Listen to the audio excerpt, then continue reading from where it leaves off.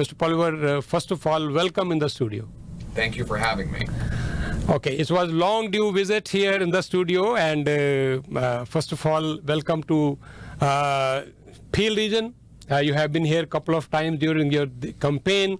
So first of all, my first question is that you have been meeting Canadians coast to coast, province to province, meeting them, trying to know what are their issues, and if you are elected as a leader, how you are going to solve them, to deal with them. So what is your experience so far while working in this campaign? Well, first of all, congratulations on the 20-year anniversary you recently celebrated here. My experience on the campaign trail is that Canadians feel like they've lost control of their lives, whether it's the 35-year-old stuck living in his parents' basement because house prices have risen so much. It's over $1 million for a home in Brampton now. Or it could be the single mom who can't afford food for her kids, or because or the working class guy who can't put gas in his truck because it's now over $2 a liter in some places. What we have here is massive inflation that is taking away people's buying power and causing them to lose control of their daily decisions. The cost of government is driving up the cost of living. $500 billion of government deficits have driven more dollars chasing fewer goods, which leads to higher prices. Inflationary taxes are driving up the cost of businesses to make the goods and services that we require. And so the more Trudeau spends, the more things cost. It's just inflation. Inflation caused by Justin Trudeau, and we need to reverse it. So what I'm saying is that it's time to make the government affordable by capping government spending, getting rid of the carbon tax to lower gas prices, and removing the gatekeepers so that we can build more homes, grow more affordable food, and produce more Canadian energy here in this country. Those things will make life more affordable and our dollars go further. Okay, so you have been representing riding of Carleton for the last, I think, more than now 18 years. Yes. Since 2004, you are a member of parliament. 2 times you were minister also. How you think it's going to help you if you are being elected as the new leader of the party? Well, I'm undefeated in 7 elections. I've never lost and have won the support of a multicultural big city riding over the last decade, more than decade and a half, almost 2 decades. And that means that I have the ability to represent people of all backgrounds and to champion them. You know, Canadians feel like they've lost control of their lives. They want someone who will fight for their freedom and give them back control of their lives. And that's what I intend to do as the leader of the Conservative Party and the Prime Minister of Canada.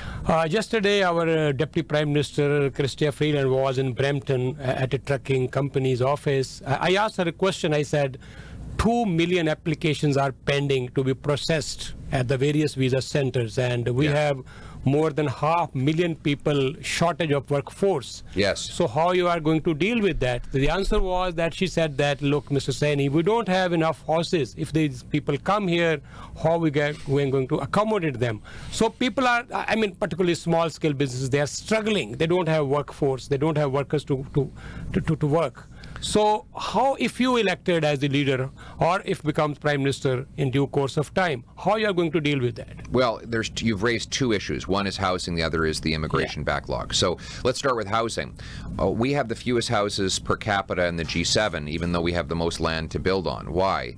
Because government gatekeepers block construction. We rank 35 out of 36 OECD nations for the time it takes to get a building permit. If you can't get a building permit, you can't build a house. So I'm going to require large cities that have overpriced real estate to get out of the way and let builders build more houses. Fast, affordable building permits to get more housing.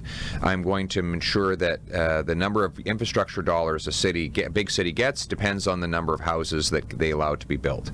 And that will incentivize more home building. I'm going to sell off 15% of the federal buildings to convert them into housing. There's 37,000 federal buildings. So we could sell off thousands of those buildings to turn them into housing. And finally, I'm going to require that every single federally funded transit station must come with approved high-density housing around each station. so that you have high rises so that young people can get on the elevator from their apartment and get right down to the train and go off without a car. That's how we're going to get more housing. Remove the gatekeepers that are preventing building. And then immigration, I mean, look, we need the workforce. We have 1 million job vacancies in Canada. One of the reasons we can't build things is we don't have enough tradespeople to build them. So we need to fast track skilled immigration to Canada.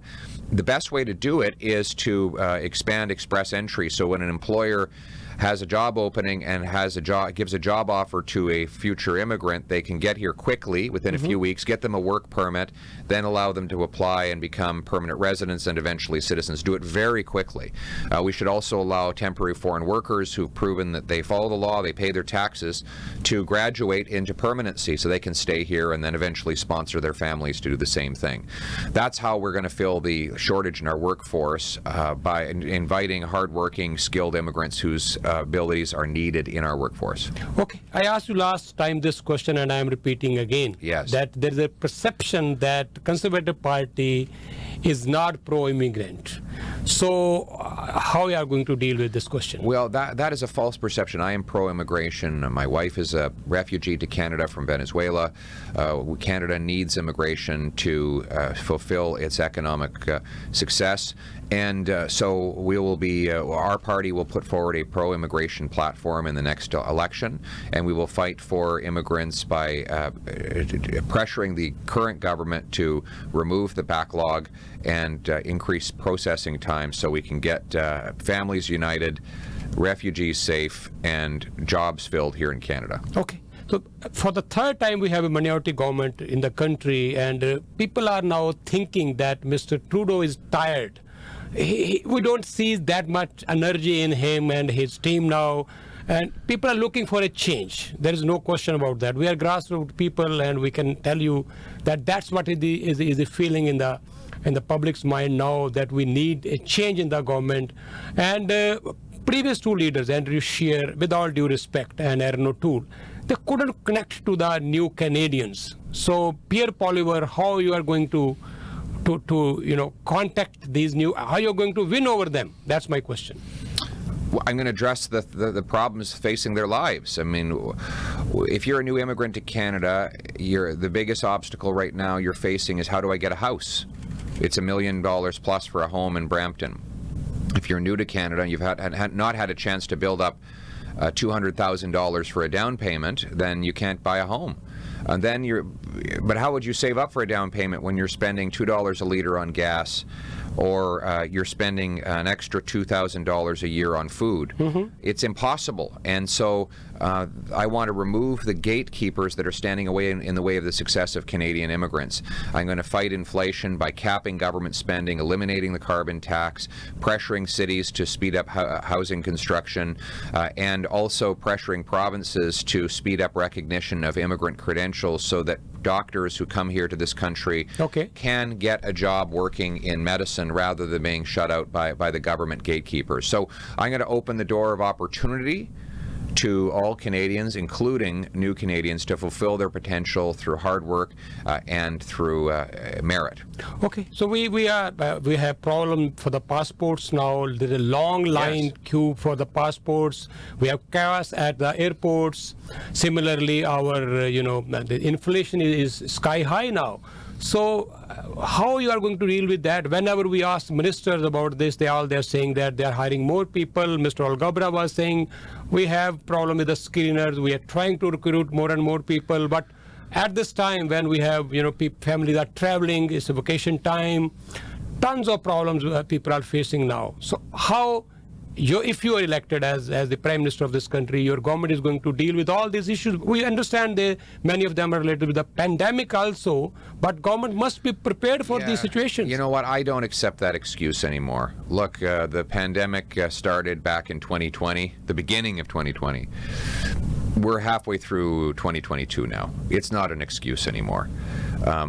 Truck drivers are delivering their goods. Waitresses are serving their customers. Why can't the government serve Canadians? By the way, most of the backlogs are in departments where people could do all of the same work from home. Even, for example, immigration. They have intranet systems so that the public servants can process immigration applications remotely. So it shouldn't be an excuse that they had COVID. The other that we had as a country, that we had COVID. Look at the passport situation. Right, the government says that all of the passport workers are back in their offices. They also say that the number of passport application officers is equal to what it was before COVID. And what we also know is there are actually fewer people applying for passports than there were in 2019 before COVID. So the applications are down from the pre-COVID level. So we got fewer people applying, just as many public servants, and yet the wait times are so long people have to camp in tents at government buildings. This is total government incompetence that starts with Justin Trudeau. He doesn't want to do the hard work of running a government. He wants to be a world celebrity, traveling around, doing selfies around the world, rather than doing the hard work of running a competent government. And the result is airports that don't work, passports you can't get, immigration applications that are now 2 million behind. That is the result of an incompetent government led by gatekeepers who are standing in the way of Canadians. Okay, there's another important question related to our community, I would say. Ukrainians have been brought in here, Syrians were brought in here. I know conservative leaders were also supporting that Hindus and Sikh families in Afghanistan. They are not very high in number. There are now hardly 200 people are left there. They are vulnerable. Many of them died during the last blast. The gurdwaras are under attack. Cats and dogs were, they have been brought in from Afghanistan, but not these human beings. So what is the stand of Conservative Party? I mean, government is now assuring us that yes, they are working on that, but it's more than 4 or 5 years since this demand has been made. Sorry, which demand are you speaking of? Afghanistan's, Sikhs and Hindus, only 200 people are left in Afghanistan. They are vulnerable. So why don't we bring them here? That's a very good question. I mean, the government has not even successfully brought the interpreters who risked their lives to help Canadians when we were fighting in Afghanistan. There are still some interpreters that have not been brought to Canada, even after those people sacrificed their own safety to help Canadian soldiers carry out their mission on our behalf. So again, it's total incompetence on the part of the Trudeau government.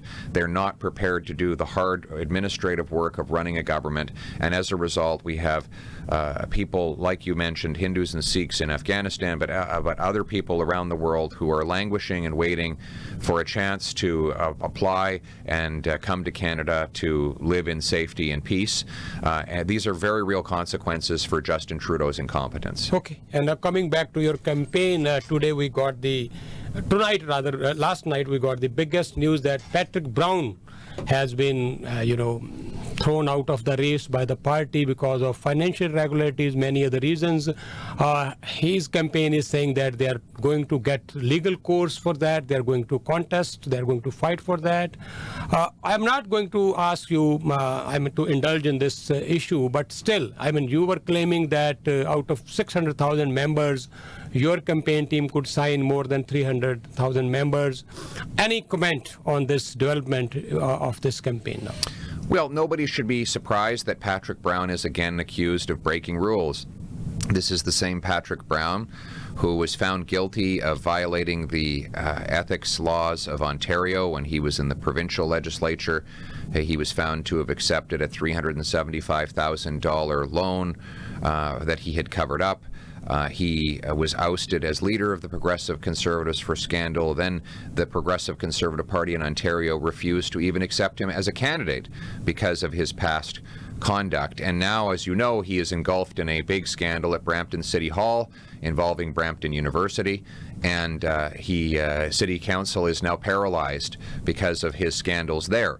So it is not surprising that somebody has unearthed more allegations against him, and he should be accountable for his own conduct and stop blaming others. As for me, I'm focused on continuing to present my vision of giving Canadians back control of their lives, letting Canada become the freest nation on earth so that people can earn big, powerful, inflation-proof paychecks and afford a good life that they deserve in this country. Many people were thinking you are a front runner already. Now Patrick Brown, if he is out of the race, what do you think? What are your chances to become the party's leader? I don't ever take anything for granted. We did sell 312,000 memberships, which is an all-time record for any leadership candidate. But it's still 2 more months to go, and we must never take anything for granted. We must continue to work hard, sell more memberships, make the arguments, and win over Canadians.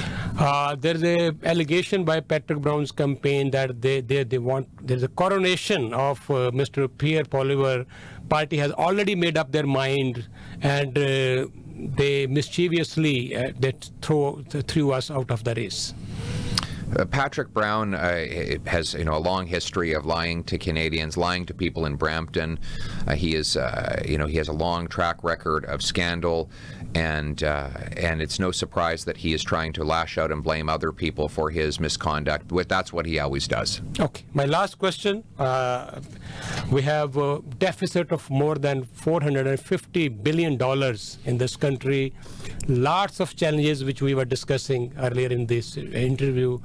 If elected as the leader of the party, and if you become the Prime Minister of this country, how you are going to deal with that? It's very, very tough situation in coming days. I'm going to cap government spending with a pay-as-you-go law.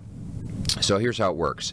Under the law that I propose, the government would have to find $1 of savings for each new dollar of spending. So the government comes up with a new plan to spend $100 million. They will have to look in their own government spending and find $100 million of savings to pay for it. If we had that law in place right now, we wouldn't have a deficit, and that would allow Canadians to have an affordable life. What's happening is this deficit you mentioned is driving up the cost of everything. It's driving up interest rates and inflation. No wonder most Canadians can't afford to pay their bills. So we need an affordable government so that Canadians have an affordable quality of life. Okay. And thousands of people are listening us at this moment, and Yes. many of them will be listening later on when we will share this video with our listeners, our subscribers. What is your last message to them? You're working hard, and yet you can't buy a house. You struggle to buy gas and food. Maybe you have kids who are 20 or 30 living in your basement because they can't afford to move out. This is not the Canada you were promised. We were promised, all generations of newcomers were promised that if they came here, worked hard, followed the law, they would be able to get ahead. That promise is now broken. Justin Trudeau has made life unaffordable for you and your family. It's just inflation caused by Justin Trudeau, and we need to remove him, replace the Liberals with a government that is affordable to you and your family so that your paycheck goes further and your hard work pays off.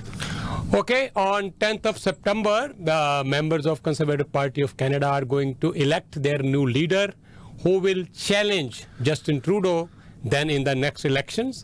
Good luck to you, Mr. Poilievre, and thank you so much for coming to our studio. Thank you for having me. Thanks a lot.